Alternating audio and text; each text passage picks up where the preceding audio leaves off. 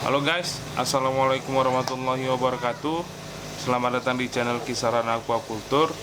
Di video kali ini kita akan mengkultur bakteri. Jadi fungsi dari kultur bakteri ini adalah untuk menghemat penggunaan probiotik kita ya. Bahan-bahan yang saya gunakan di video kali ini itu cukup mudah didapat. Jadi kalian ini bebas ya mau menggunakan produk bakteri apa saja.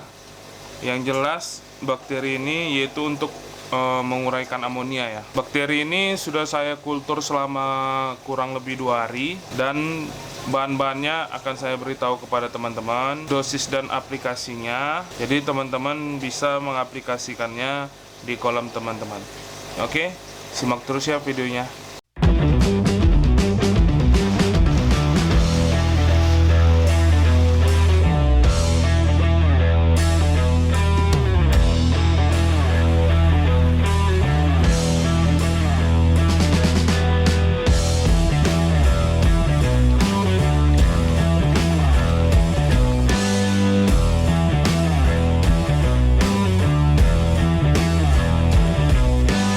Oke guys, sebelumnya saya pernah menjelaskan apa itu probiotik dan menjelaskan beberapa hal mengenai proses nitrifikasi dan bakteri-bakteri apa saja yang berperan dalam proses menjaga kualitas air kolam. Dan video ini kita akan mengkultur bakteri atau memperbanyak yang bertujuan untuk penghematan. Dalam memperbanyak atau mengkultur probiotik bakteri ini ada beberapa hal yang harus teman-teman pahami. Sumber bakteri yang ingin kita kultur haruslah jelas dari mana asalnya. Teman-teman tidak boleh menerka atau menggunakan starter yang tidak jelas asal-usulnya. Memang semua jenis bakteri yang dijual di pasaran itu semua berasal dari alam. Namun dalam proses yang sebenarnya, ini kan makhluk mikro yang kita sendiri tidak bisa melihatnya tanpa bantuan mikroskop. Jadi jika teman-teman menggunakan starter yang tidak jelas asalnya, itu bisa berakibat fatal buat teman-teman. Bisa saja yang teman-teman kultur bukanlah jenis bakteri yang menguntungkan, malah jenis bakteri patogen atau virus yang justru berbahaya buat ikan kita. Prinsip dasar dalam pembuatan produk berbasis bakteri ini sendiri, prosesnya sangat panjang dan sulit ya teman-teman. Bakteri dalam ruang kultur harus dilakukan di lab hingga proses mengemasnya dalam bentuk produk yang bisa digunakan oleh teman-teman tanpa mengurangi kualitas dan kuantitas bakteri itu sendiri. Jika teman-teman menggunakan produk bakteri, yang jelas haruslah perusahaan bioteknologi karena mereka yang berurusan dalam hal ini. Karena bakteri yang mereka gunakan itu jelas asalnya, dan beberapa literatur yang saya baca dalam bidang mikrobiologi, proses menghasilkan bibit bakteri ini sudah terstandarisasi secara internasional dan ada lembaga-lembaga tertentu yang mengeluarkan bibit bersertifikat yang bebas virus dan bakteri patogen. Di antaranya ATCC atau American Type Culture Collection, JTCC Japanese Type Culture Collection, dan lain-lain. Bibit ini disebut F0. Bibit F0 ini kemudian digunakan oleh industri bioteknologi untuk dikembangkan lagi menjadi turunan pertama yang disebut F1. Jadi bakteri yang dikeluarkan oleh industri bioteknologi inilah yang kita gunakan dalam mengkultur atau memperbanyak probiotik ini. Di dalam memilih probiotik yang mengandung bakteri, usahakanlah harus probiotik yang serbuk. Mengapa? Karena probiotik cair itu 95% adalah air dan sisanya adalah nutrisi terlarut dan sel-sel bakteri. Sedangkan yang serbuk itu merupakan bakteri yang padat. Kelebihannya lagi karena efisiensi dalam transportasi dan aplikasi, dan teman-teman bisa memperbanyaknya sendiri. Selain itu, bakteri dalam bentuk padatan itu lebih stabil ya, dapat disimpan bertahun-tahun tanpa menurunkan kualitas probiotik itu sendiri. Ini adalah contoh bentuk ketidakstabilan produk bakteri cair. Oke teman-teman, sebelum kita memulai cara memperbanyak probiotik bakteri, saya ingin memperkenalkan beberapa produk probiotik bakteri yang saya dapat dari salah satu perusahaan bioteknologi dan saya menjamin keasliannya. Ini produk saya jual dan hasil dari penjualan ini akan saya gunakan untuk membuat percobaan-percobaan yang akan mengedukasi kita semua untuk membeli peralatan-peralatan lab seperti mikroskop agar kita tidak menduga-duga lagi ya. Karena bakteri ini hanya bisa dilihat dari mikroskop dan peralatan lainnya yang pastinya akan bermanfaat untuk teman-teman.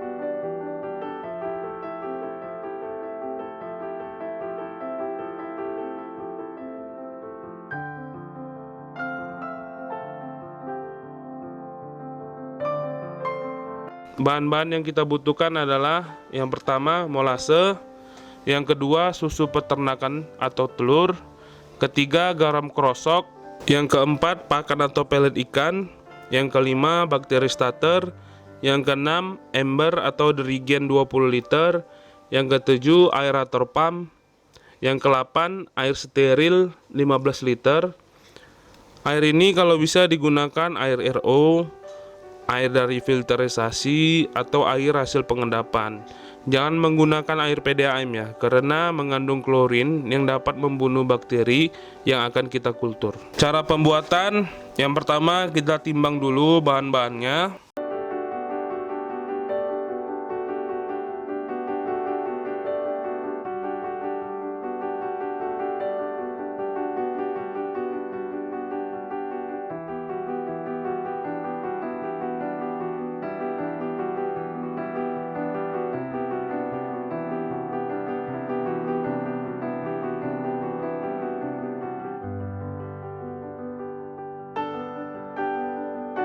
Yang kedua, rebus molase, susu, garam, dan pelet terlebih dahulu yang telah kita timbang dengan air steril secukupnya sampai semua bahan larut.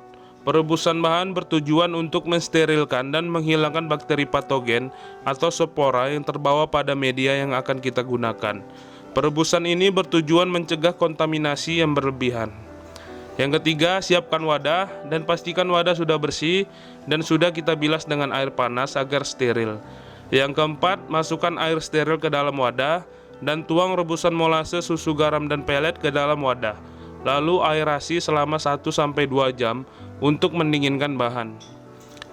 Yang kelima, setelah bahan dingin, masukkan 1 bungkus bubuk bakteri ke dalam media.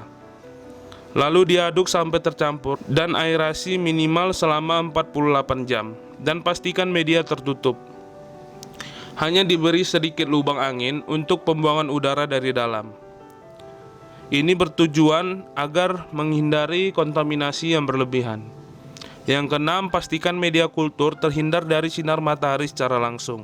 Untuk persiapan kolam, gunakan 1 ppm disiram selama 3-5 hari berturut-turut. Dalam masa pemeliharaan, berikan 1,5 sampai 2 ppm setiap 4 hari sekali, tergantung kondisi teman-teman di lapangan. Jika air sudah bau, indikasi dari amonia tinggi, teman-teman gunakan 3 ppm. Itu teman-teman siram 3-5 hari berturut-turut ya, sampai air bau, lalu kembali ke nomor 2. Penyiraman ini sebaiknya dilakukan pada hari jam 6 atau jam 6 sore atau malam hari. Karena produk bakteri ini mengandung nitrobakter dan nitrosomonas yang efektif bila kita tebar saat tidak ada matahari. Catatan buat teman-teman, cara mengukur ppm. 1 meter kubik itu sama dengan 1000 liter air kolam. Jika kolam ukuran 2x5x1 tinggi air, kita akan dapat 10 meter kubik. Jadi 10 meter kubik ini sama dengan 10.000 liter. Jika dosis yang digunakan adalah 1 ppm, itu artinya 1 mili per 1 meter kubik air. 1 ppm dikali 10.000 liter sama dengan 10.000, itu adalah 10 mili cairan probiotik. Penggunaan cairan sebaiknya dicampur kembali dengan air bersih dan diberi molase secukupnya saja. Secukupnya antara 3-5 mili. Jika tidak ada alat ukur cairan, bisa menggunakan tutup botol aqua sebagai ukuran. Tutup botol aqua itu volumenya 5 mili. Dicampur air bersih bertujuan agar mudah disiram ke seluruh permukaan kolam, dan dicampur molase bertujuan untuk menjaga NP rasio di dalam kolam atau tambak kita. Dan jika teman-teman menggunakan starter bakteri dari jenis probiotik mana saja, merek apa saja, itu tidak menjadi masalah ya. Dan cara kultur ini bisa digunakan untuk mengkultur beberapa jenis-jenis bakteri. Yang terpenting itu resepnya begini. Dan kalau mau lebih bagus, bisa gunakan seperti ini. Resep ini saya dapat dari salah satu perusahaan bioteknologi, jadi ini saya sebarkan buat teman-teman. Semoga bisa berguna ya buat teman-teman. Oke guys, jadi saya dapat ini semua bukan karena saya itu pintar ya. Saya itu masih belajar. Setiap hari itu saya selalu belajar untuk meningkatkan pengetahuan saya itu tentang ikan. Jadi dalam hal belajar itu Saya itu menggunakan prinsip ATM ya, amati, tiru, modifikasi. Jadi saya harap teman-teman juga bisa menggunakan prinsip seperti itu. Jadi jika ada hal informasi yang teman-teman dapat, teman-teman ambil baiknya, hilangkan buruknya. Oke. Sekali lagi, semoga video ini bermanfaat buat teman-teman. Jangan lupa dukung terus channel Kisaran Aquaculture. Assalamualaikum warahmatullahi wabarakatuh. Ikan pembersih kaca.